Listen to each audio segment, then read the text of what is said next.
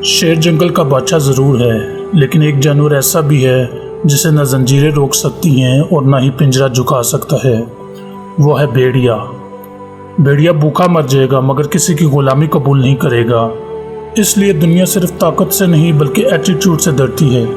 भेड़िया कभी शोर नहीं मचाता, वो खामोश रहता है, अपने वक्त का इंतज़ार करता है और फिर एक ही हमले में खेल ख़त्म कर देता है। इसलिए अगर ज़िंदगी में ताकतवर बनना चाहती हो तो भेड़िए की तरह जीना सीखो, अकेले चलना सीखो, क्योंकि भेड़िया हमेशा अपने रास्ते खुद बनाता है।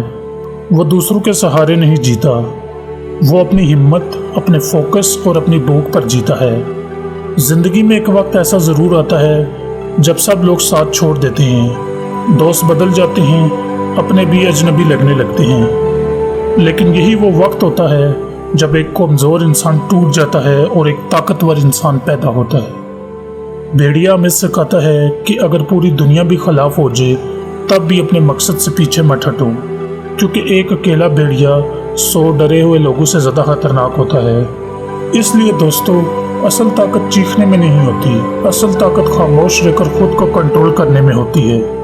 कमज़ोर लोग हर वक्त अपनी ताकत साबित करने की कोशिश करते हैं, लेकिन भेड़िया कभी अपनी ताकत का ऐलान नहीं करता, वो सिर्फ रिजल्ट दिखाता है।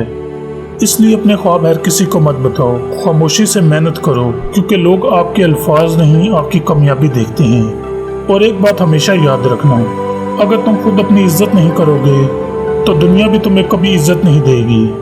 भेड़िया कभी खुद को कमज़ोर नहीं समझता, अगर उसे शेर के सामने भी खड़ा होना पड़ जाए तो वो पीछे नहीं हटता। इसलिए लोग ताकतवर जिस्म से नहीं, ताकतवर जहन से डरते हैं। खौफ को ख़त्म करना सीखो, क्योंकि जिस दिन इंसान खौफ से आज़ाद हो जाता है उस दिन वो नाकाबिल शिकस्त बन जाता है।